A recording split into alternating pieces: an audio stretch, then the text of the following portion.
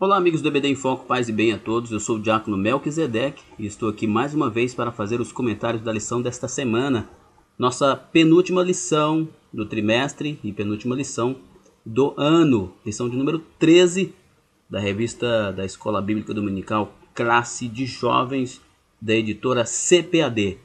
E o nosso tema é: e agora, como viveremos na sociedade de consumo? Nós vivemos, como o nosso tema está nos informando, numa sociedade de consumo, onde as pessoas não se satisfazem e estão à procura de novas satisfações, sejam em produtos, seja em recreações, e enfim, as pessoas estão sempre em busca de consumir algo novo. Alguns por problemas, outros por status, enfim, os motivos são diversos. O fato é que nós vivemos numa sociedade de consumo e esta lição se propõe a discutir, especialmente para os jovens, como o cristão deve se portar numa sociedade onde o consumo é extremamente preponderante. Bom, esse material você pode encontrar no ebdinfoco.com.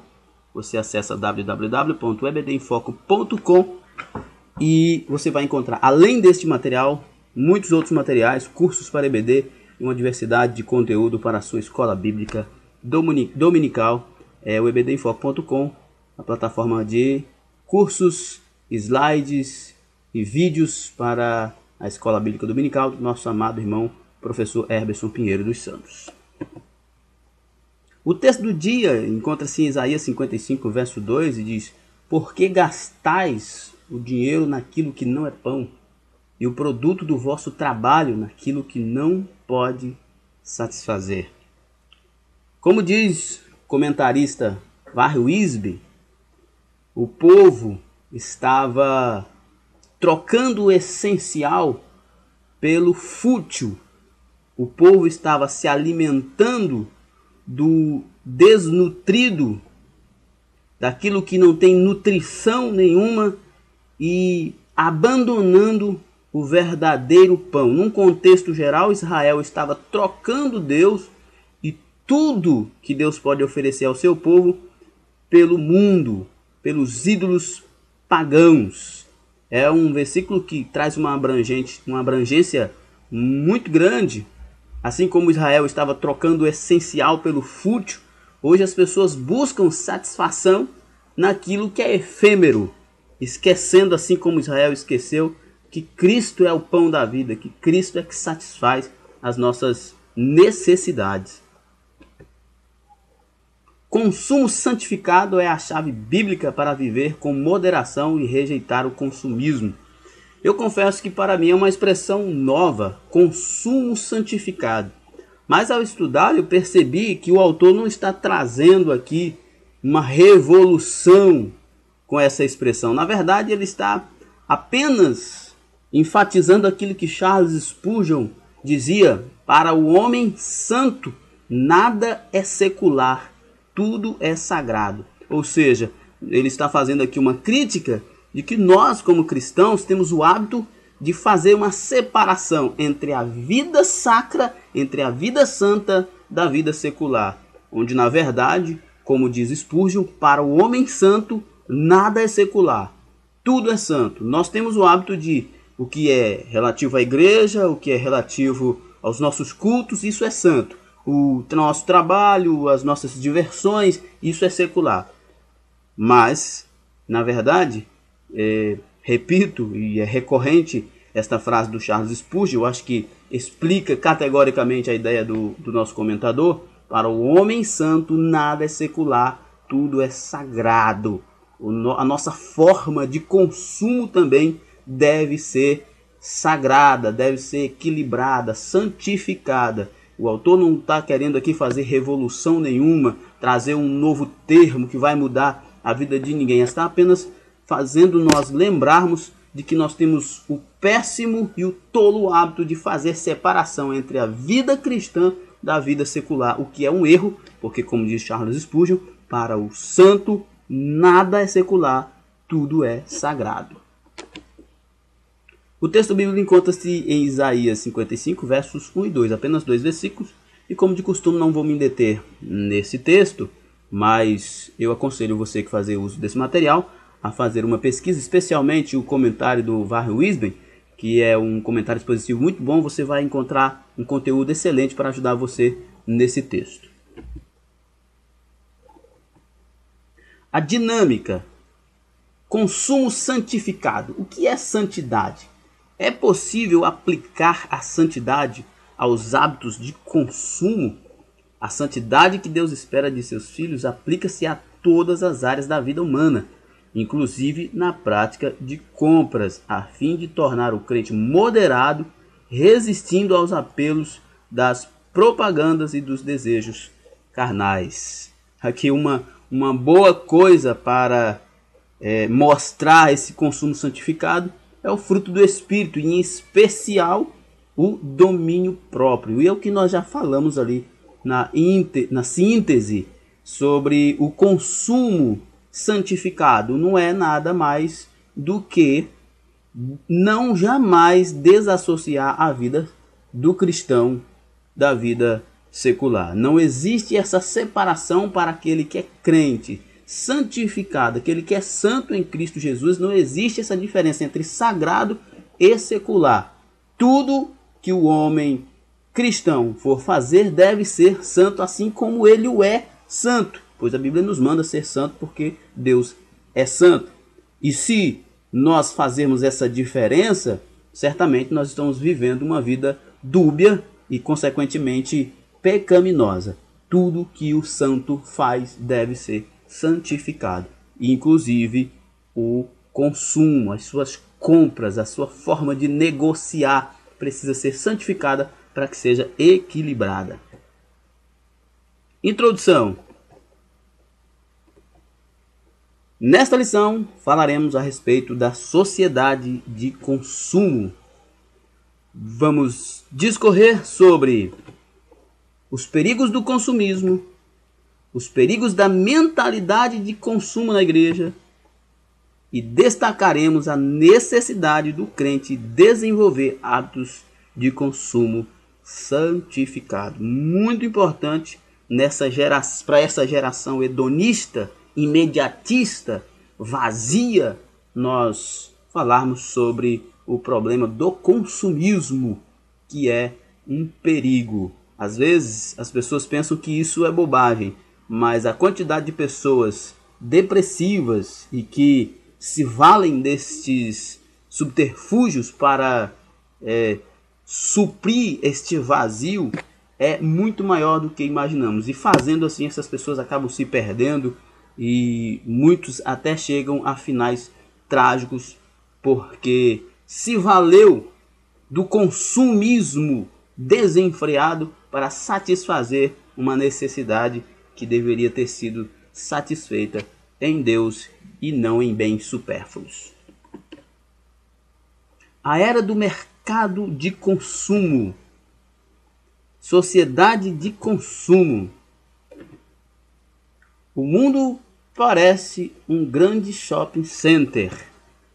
Isso se deve em grande parte às mudanças ocorridas após o século XIX, com o desenvolvimento da industrialização e a produção cada vez maior dos bens de consumo. Com a industrialização, houve um aumento considerável na produção dos bens de consumo. Com isso, abaixou o preço dos produtos, mais gente teve acesso a uma diversidade muito maior de produtos que antes essas pessoas não tinham, e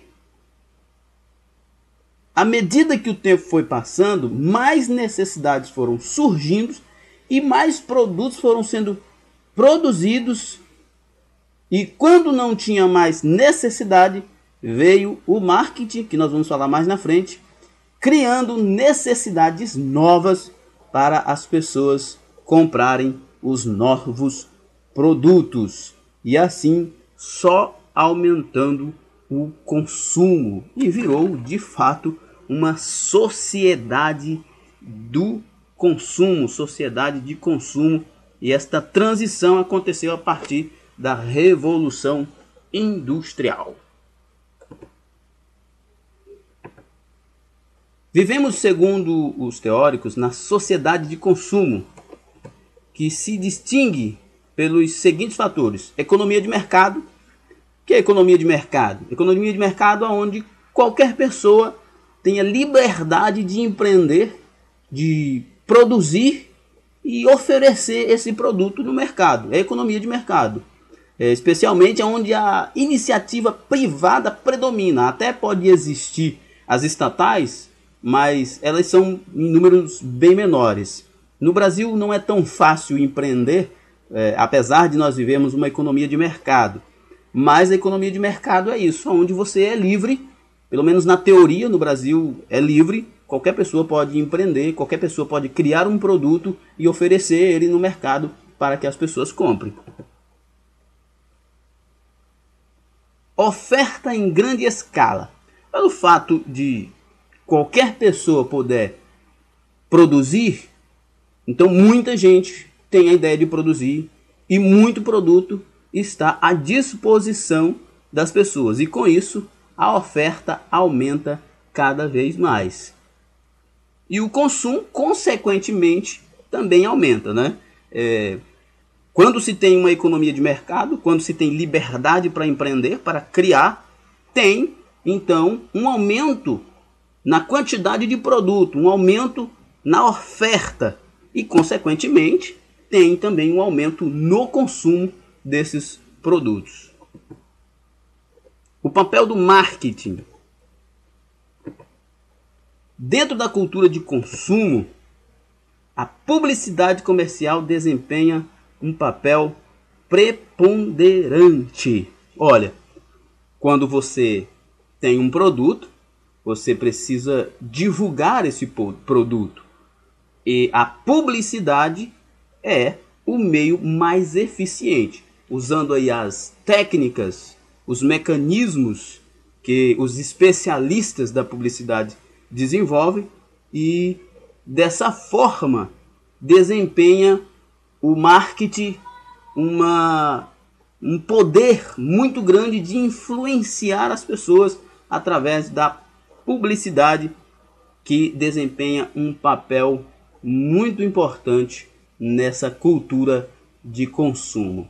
Aquelas pessoas que não têm acesso ao produto, vendo o comercial, vendo a publicidade, ele vai se interessar pelo produto e assim chega à compra. As pessoas são estimuladas pelas campanhas publicitárias, muitas vezes apelativas, a adquirirem novos produtos. Os anúncios estão ao alcance dos nossos olhos em todos os lugares, tentando nos seduzir. Olha, os especialistas do marketing são realmente incríveis. Eles conseguem atingir o centro das nossas emoções. Existem até o que dizem os especialistas, né? Que nós não decidimos racionalmente, nós decidimos pela emoção. Então, os especialistas no marketing, eles usam as técnicas de persuasão necessária. Para você que está ouvindo aqui este comentário, você até indico a você o livro, que é As Armas da Persuasão. É um livro muito bacana que ensina você a não ser manipulado por estes especialistas do marketing. É muito importante. As Armas da Persuasão, um livro muito barato e muito bom. A indústria midiática se vale de técnicas psicológicas com o objetivo de induzir a emoção do público, fazendo com que as pessoas comprem sem que tenham necessidade. Me lembro de uma frase, eu não recordo aqui quem é o autor, mas eu me lembro de uma frase que diz que o marketing tem como principal característica criar necessidades que não existem para vender produtos para as pessoas. Ou seja, usando técnicas psicológicas, usando a emoção das pessoas, o marketing entra no nosso subconsciente e nos diz que nós temos necessidade de ter aquele produto, onde na verdade não temos. Como tem a nossa charge aqui, eu só ia comprar um botãozinho, mas comprou quase a loja inteira. Isso se transforma em consumismo e na maioria das vezes acaba sendo deixado de comprar, né, de adquirir aquilo que é de realmente necessidade básica por coisas que são supérfluas, que são efêmeras, que não têm realmente necessidade para a vida da pessoa. Do consumo ao consumismo.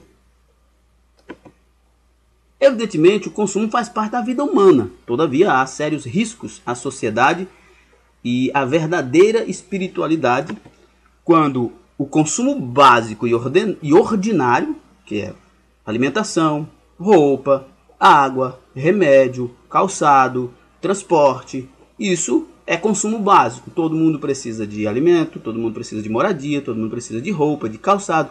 Isso é consumo básico, né?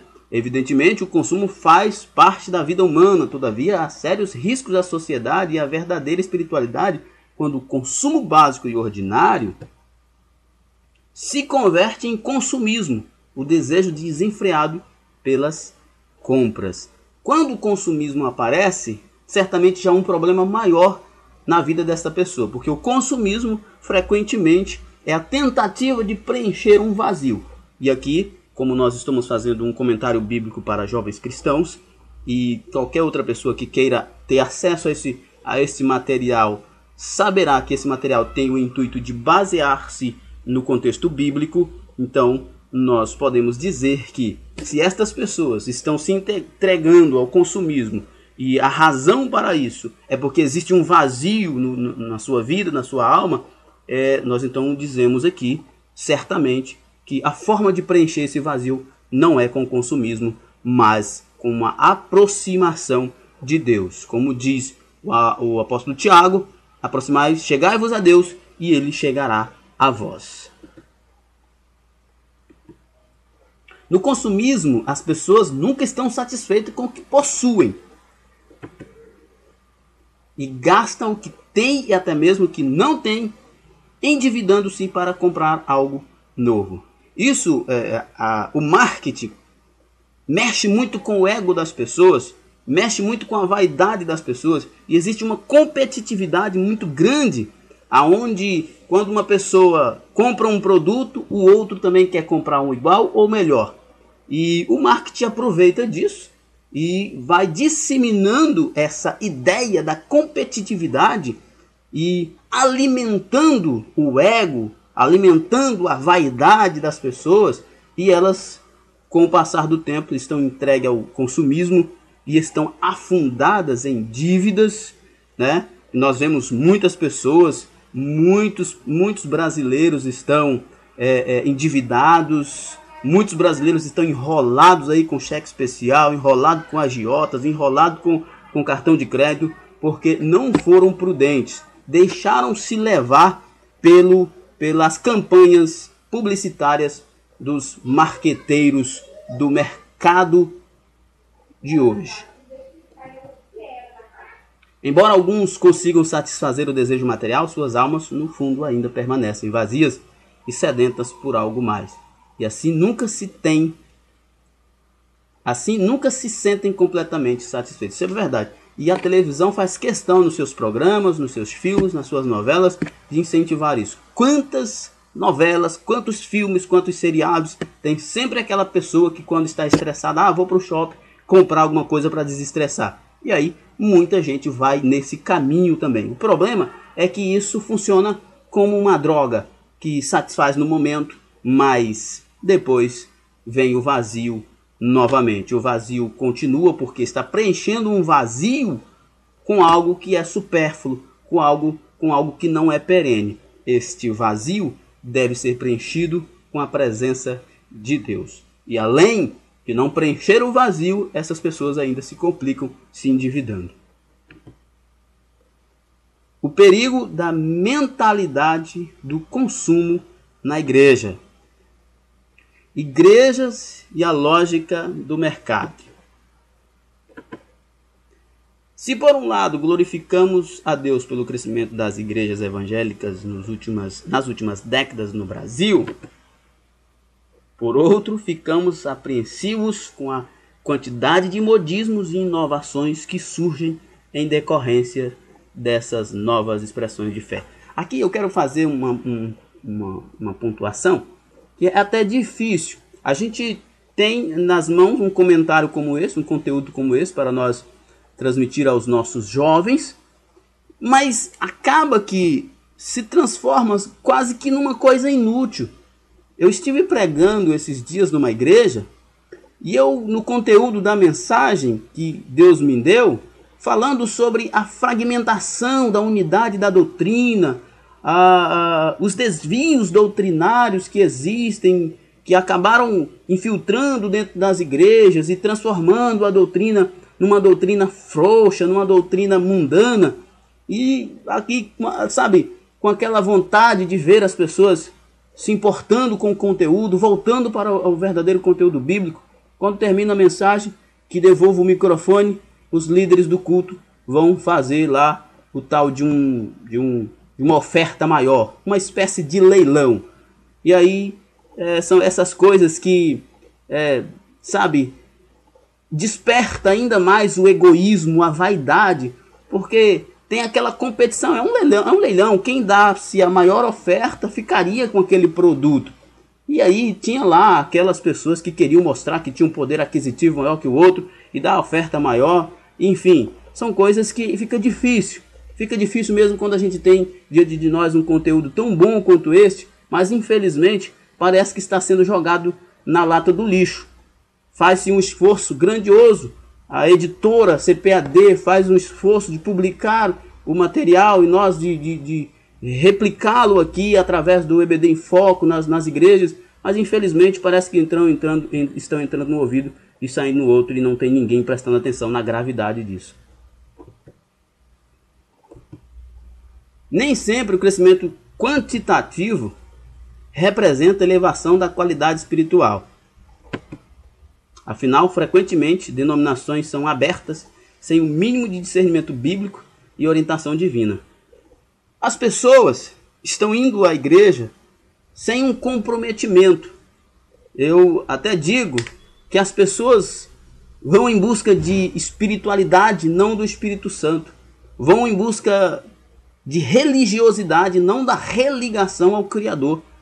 As igrejas estão cheias, muitas denominações estão cheias de pessoas, mas estas pessoas, elas vivem uma vida espiritual fracassada, elas têm hábitos rotativos, um dia está numa igreja, outro dia está no outro, não fixam raízes em igreja nenhuma, porque não tem nenhum comprometimento, eles querem viver essa fé fraca, essa fé sem responsabilidade. E muitas igrejas, em nome da quantidade de pessoas, estão simplesmente aceitando isso.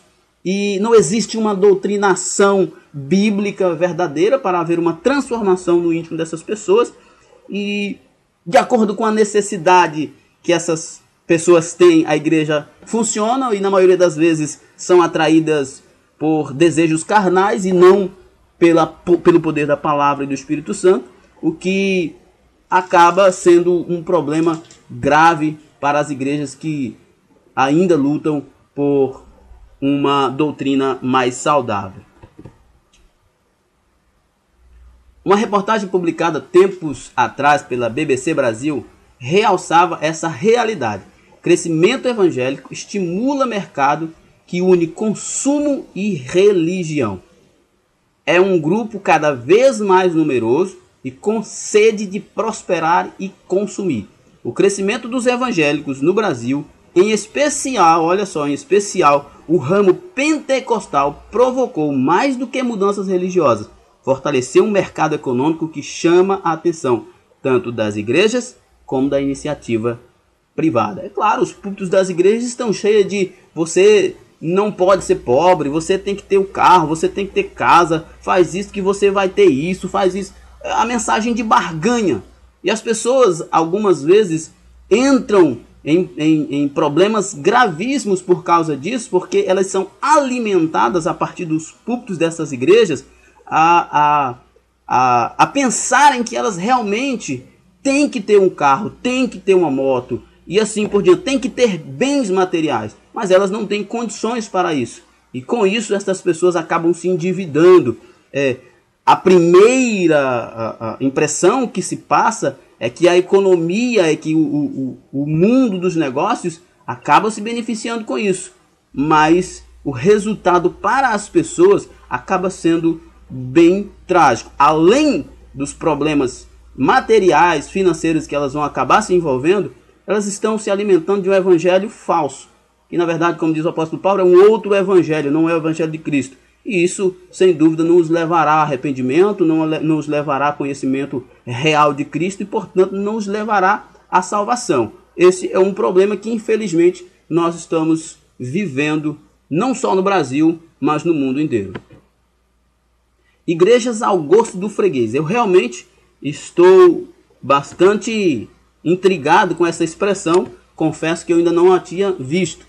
Mas estudando sobre o assunto, eu percebo que está cada dia mais recorrente. No Brasil ainda pouco, mas nos Estados Unidos já está com igrejas bem grandes, com uma quantidade enorme de frequentadores.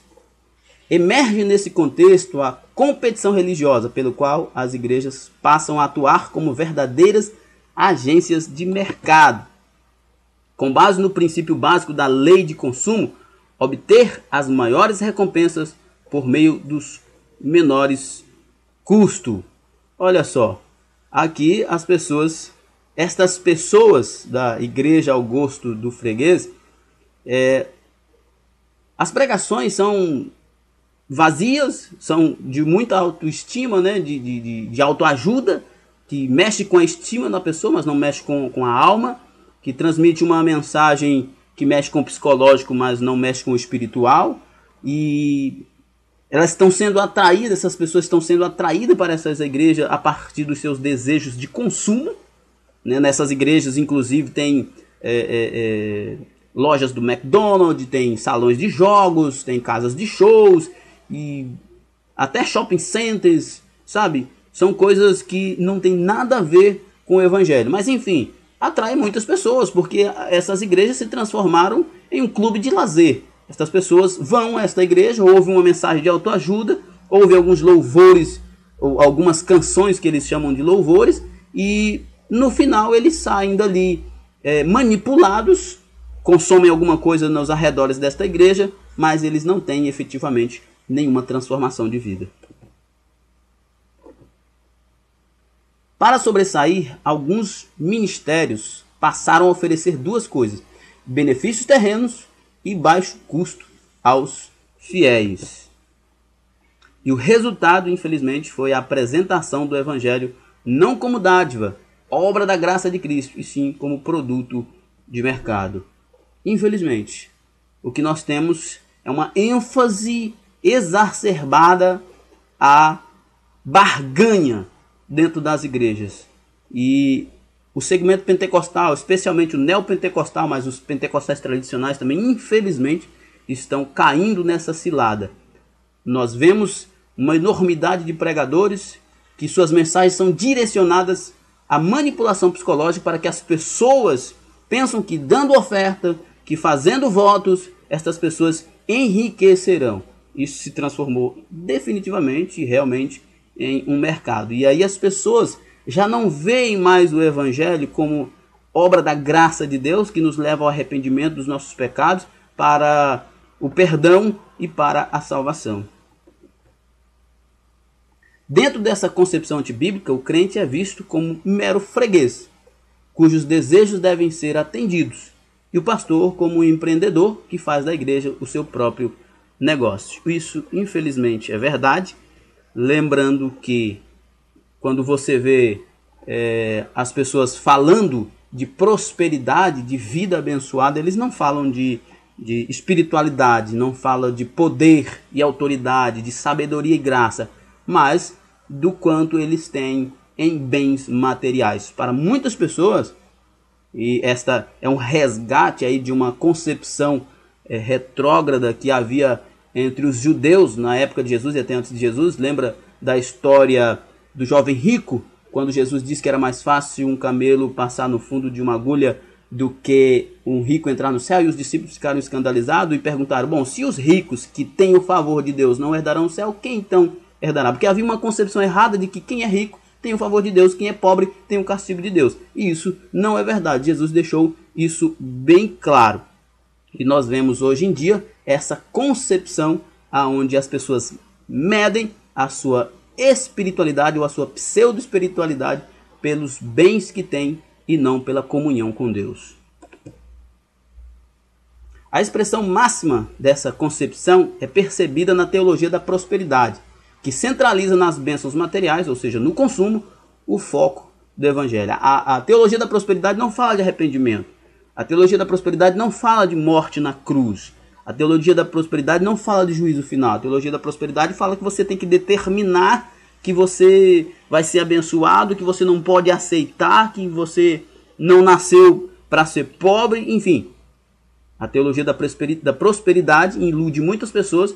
Muitas destas pessoas acabam se desviando e se afastando definitivamente do cristianismo porque foram iludidas e não viram nada disso acontecer. São raras exceções de alguém que prospera porque tem algum feeling para o mercado e então consegue alguma prosperidade. Mas a maioria das vezes sai muitas pessoas machucadas com essa teologia da prosperidade que centraliza toda a sua pregação no que é material e o vazio da alma humana, a necessidade de perdão, a necessidade de ser preenchido com o amor de Cristo, com a esperança da vida eterna, nunca terão. O nível espiritual do cristão é medido em padrões econômicos, como roupas de grife, carros de luxo, mansões e equipamentos de última geração. Nós já falamos sobre isso, eu já falei sobre isso, e frequentemente a gente vê estas pessoas falando sobre isso. Que o irmão fulano é próspero, o pastor fulano é próspero, porque ele tem uma casa, ele tem um carro, ele tem uma empresa, tem isso. Mas a sua vida espiritual é um fracasso. Não importa, jovem, a sua capacidade de consumo. Deus não o avalia pela quantidade de bens que possui, mas pela comunhão que tem com Ele. Deus não avalia os seus servos pela quantidade de bem que tem, mas pela abnegação que cada um tem em servir a Cristo, em servir ao próximo. Em nenhum momento Jesus falou sobre bens materiais como requisito para uma vida próspera, mas sim o amor, a humildade, enfim, o fruto do Espírito e especialmente, eu posso dizer aqui, o domínio próprio. Nossa conclusão. Neste mundo caído, viveremos de acordo com a vontade de Deus, o que implica resistir e confrontar o pecado, testemunhar o amor de Deus em tudo e proclamar a mensagem simples, mas poderosa do Evangelho. Jesus Cristo salva, liberta, cura, santifica e em breve voltará. Lembrando, amados, que nós podemos sim desfrutar dos bens materiais dessa terra, mas jamais colocá-los acima da nossa esperança da vida eterna. Nós não somos deste mundo, nós estamos aqui de passagem, nós somos do céu e é para lá que nós iremos. Os nossos tesouros não estão na terra, aonde a traça rói, o ferrugem destrói e o ladrão rouba. O nosso tesouro está no céu. E quando, como Jesus disse, aonde estiver o seu tesouro, aí estará o seu coração. Portanto, lembre-se, jovem, o que é mais importante para você? O seu tesouro está aqui na terra ou está no céu? As nossas perguntas, como de costume, eu não vou me deter nelas, e acredito que cada professor fará o uso dessa metodologia para alcançar o êxito proposto da revista na sua aula. Enfim, chegamos ao final de mais um comentário do ebdemfoco.com. Acesse ebdemfoco.com e confira a diversidade de material para a escola dominical que você precisa para ter uma escola bíblica dominical diversificada e muito mais dinâmica. Paz e bem a todos, que Deus nos abençoe em nome de Jesus.